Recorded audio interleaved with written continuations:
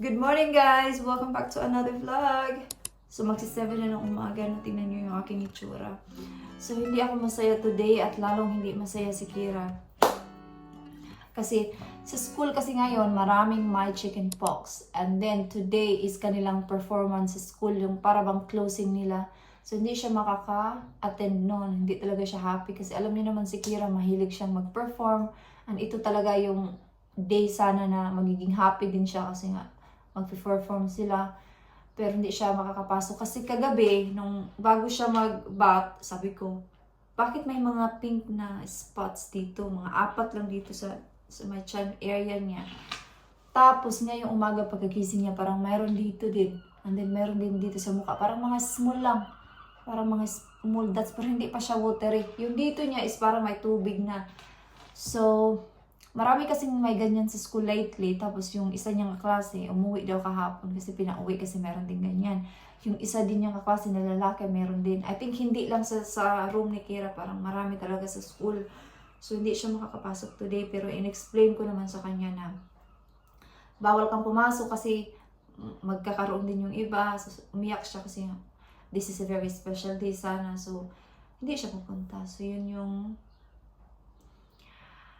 plan today, hindi siya papasok. Maganda pa naman yung panahon kasi dapat kahapon yung performance nila dahil nga may ulan kahapon. Sabi ng school is today na lang Wednesday. So, ngayon mag-stay lang kami indoors tapos hindi kami pwedeng lumabas for now kasi especially bago pa yung mga spots niya. So, especially sa lolo at lola niya na medyo matanda na bawal yung i-spread ni Kira sa kanila kasi magiging worse yan sa pagmatanda na, di ba? So, sabi ko kay Kira, dito lang tayo ngayon sa loob and siguro mag-arts and crafts na lang kami, something like that, para hindi siya ma-bored. So, hayaan ko na lang siya doon sa kwarto na maghiga-higa kasi kagabi sabi niya, nilalamig daw siya. So, siguro feeling unwell siya kagabi. Pero ngayon, back to normal naman siya. So, tingnan natin kung ano yung mangyayari sa mga spots niya in a little while, mga how many hours, ganun. So, tatawagan ko yung aking in-laws maya-maya para malaman nila, para hindi siya ipipick up kasi nga ihatid siya sa school today. So, hindi masaya si Kira. Pero wala tayong magawa, bawal din siya. Bawal talagang pumasok kasi mag-spread yung mga ganyan. Tumawag yung aking sister-in-law. Sabi niya na mag-stay na lang kayo dyan sa loob muna. Ayos na lang siya. Hayaan ko lang siya kung anong gusto niya gawin today. Para hindi siya ma-bored. Bahalang magkalat siya dyan. Basta, hindi lang siya ma-bored pa. Kasi si Kira kasi nabuboard yan dito sa loob. Ayaw niya nang walang ginagawa. Gusto niya kasi yung busy sa... Gusto ni Kira yung mag-drawing siya. Gawa-gawa mga ganun. Ayaw niya nang nakaupo lang siya. Kape muna tayo. Nag-una ko ng washing ko. Kunti lang naman yung washing ko. Yung mga decolor. Kasi maganda yung panahon ngayon.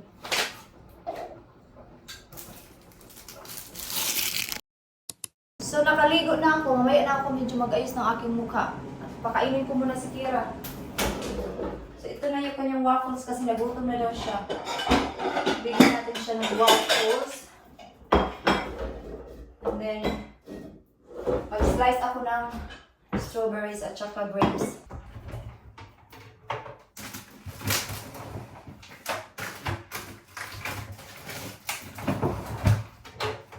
Ito, i-cut natin.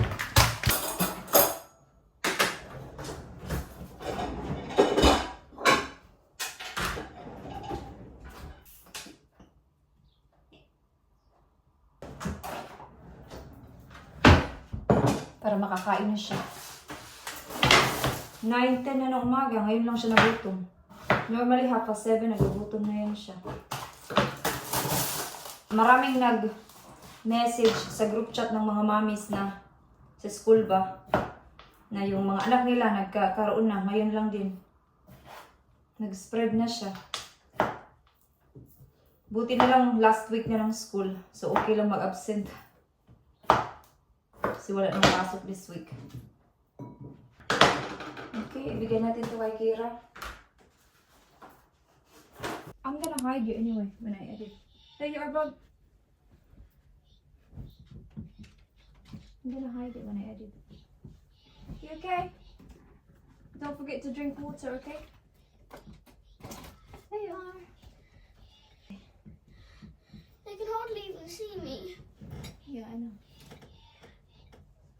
okay?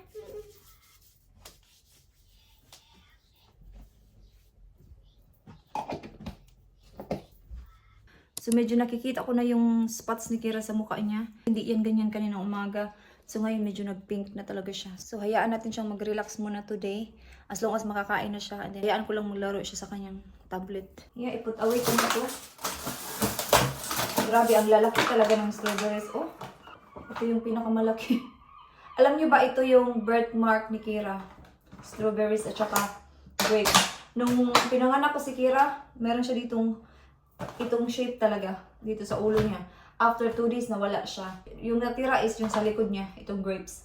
Shape din siya ng grapes talaga. Nung buntis ako, ito talaga yung hiningi ko kay Dib na yung galit na galit talaga ako sabihin niya.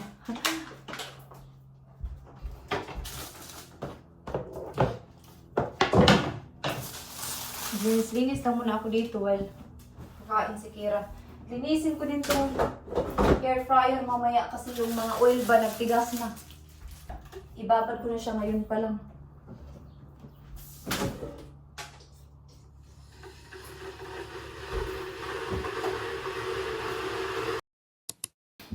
So pagkatapos ng ni Kira kumain, mag-bat muna siya. Oh.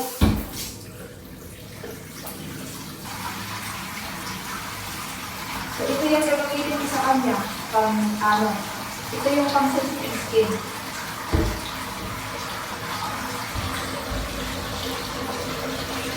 While naligo siya, mag-vacuum lang ako.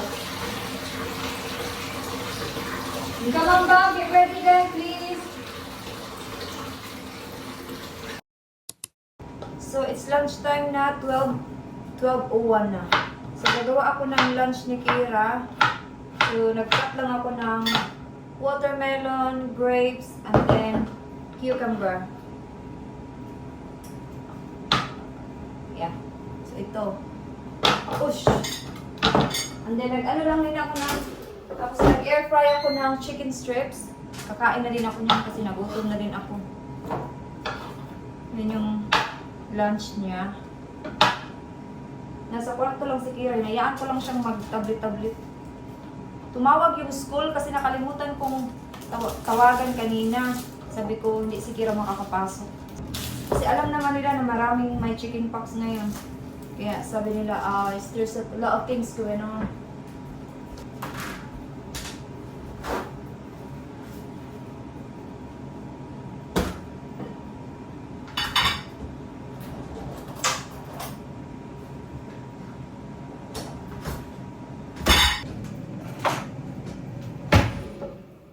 Napagod na. Luto na ba? Luto na.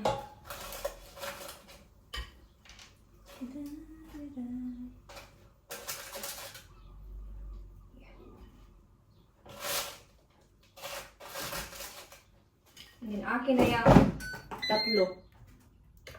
Uy,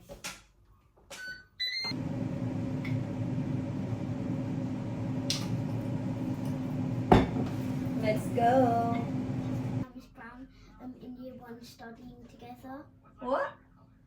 They're holding hands together? No, and we saw them in the same room sitting next to each other, talking together. Oh. They're engaged. You got your water, yeah? Did you put cream on? Okay. What's that? Chicken strips and Mang Tomas. Huh? Yeah. It's like a chicken nuggets. Huh? But it's a long one. Enjoy! I'm back. So it is now 5 na ng hapon. So nakatulog si Kira mga 10 minutes ago. So hinayaan ko lang siyang matulog kasi parang hindi talaga si Kira today. Not herself today. Siguro nga unwell siya ba. So chinek ko, hindi naman siya nilagnat or anything. Kasi di ba pag may chickenpox ka minsan nilalagnat ka. But okay naman yung temperature niya. So nag-video ako ng mga seconds lang, pakita ko sa inyo. So makita nyo sa legs niya parang kagabi kasi wala yan sa legs niya. Ngayon nagkaroon na siya sa legs, tapos dito sa may mukha parang nakikita ko na yung mga spots niya. So tingnan nyo na lang.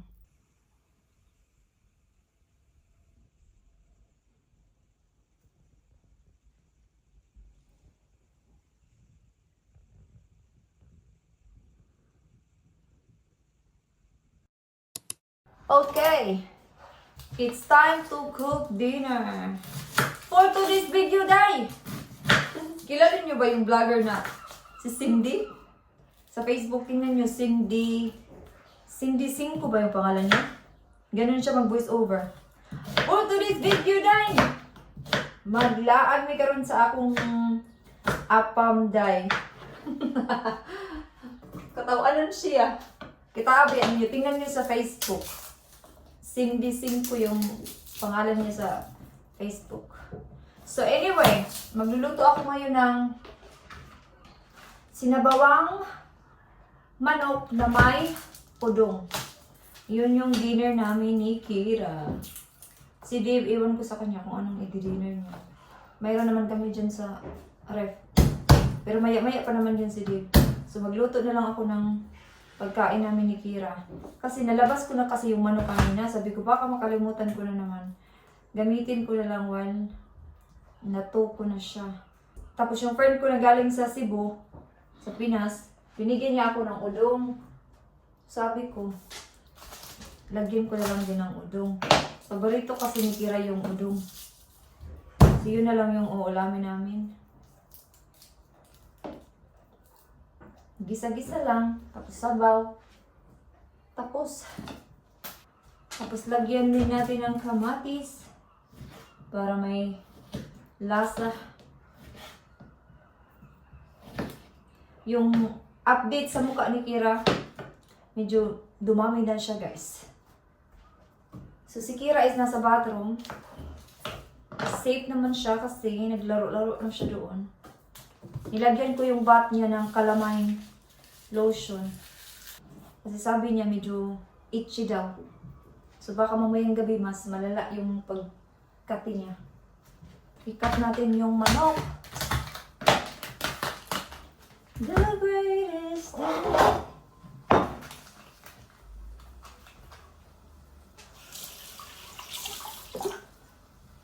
I-enjoy na natin yung mainit na panahon dito sa UK. 24 degrees today. Ganun din bukas. May work sana ako bukas doon sa aking fish and chips kahit tomorrow lang. Kaso unwell si Kira, sabi ko sa isang ka-work ko. Ibigay ko na lang sa iyo yung work ko. Hanggang next week ibigay ko sa kanya. After 2 weeks pa ako papasok sa work. Ganun din sa card shop. Pina-change ko yung schedule ko sa weekend. Para long days na walang pasok. Tapos sabi ko sa ka-manager ko, ngayong walang pasok for 6 weeks, gusto ko lang ako, short hours lang ako. Kasi diba, bantay-bantay din sa anak.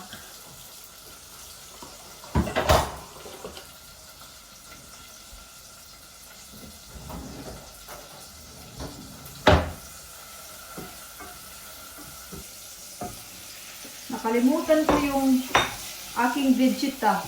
Di ba may vegeta ako para magic sarap. Nakalimutan kong kunin kila mother-in-law kasi nung nagpansit ako, hindi ko na siya nakuha. So, mag-asin paminta na lang tayo nito.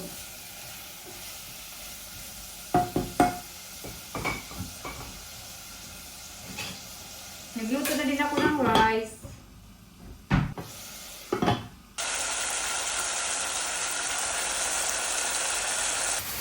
Namiss kong magluto ng tuyo. Tingnan nyo yung tuyo. Oh, marami pa. Ito yung galing sa mama ko. Yung sa kaibigan ko, hindi ko pa siya nagamit.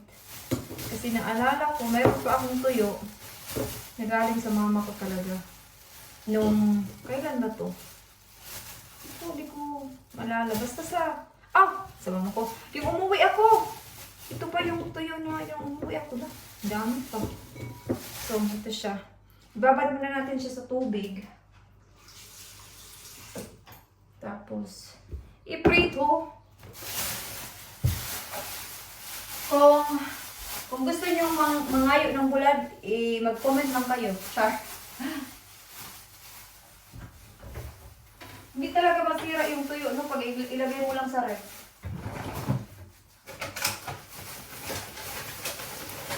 May kakilala ako, sabi niya, yung tuyo niya nilagay niya sa freezer.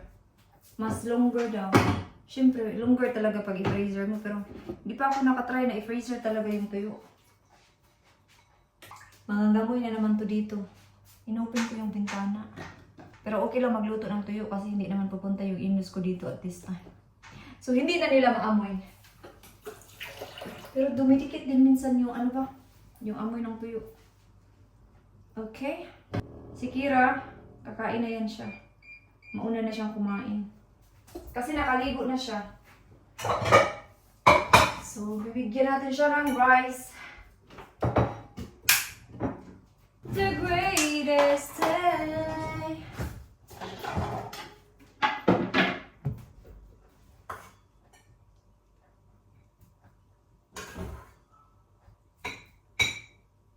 Okay.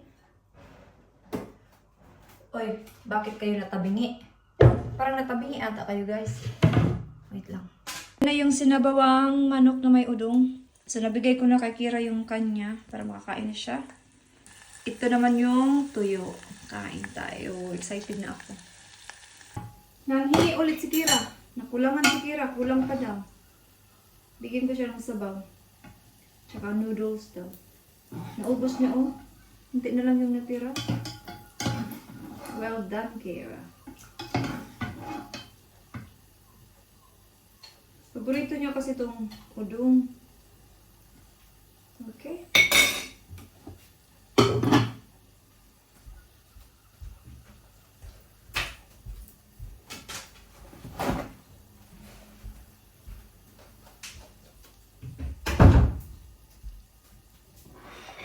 Then, ako naman is kakain.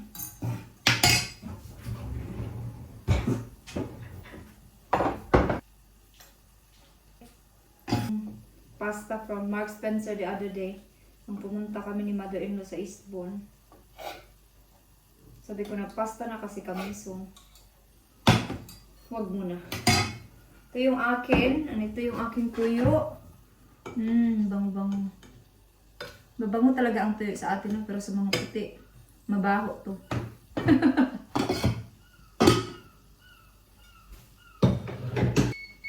Okay. Uy. Tingnan nyo. Busog tayo nito. Hindi ko na ipakita sa inyo, kakain ako. Lagyan natin ng suka.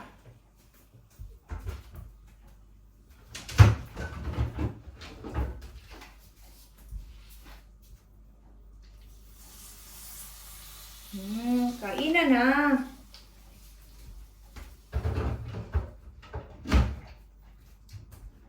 Kain tayo. Let's go, go, go. Dali ko muna ito dito sa dining. So, tapos na akong kumain. Naglinis-linis na ako dito sa kusina. Binabad ko yung sink sa bleach. Tapos in-scrub ko. Si Kira nasa kwarto na. Napagod talaga si Kira. Ganun siguro yung effect pag may chicken pox mo kasi hindi pa ako nagkaganyan. So hindi ko alam.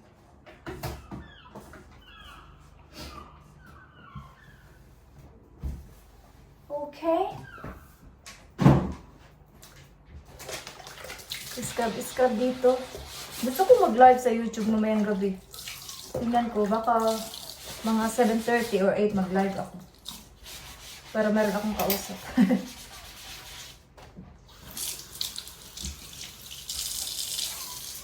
Okay, tapos na.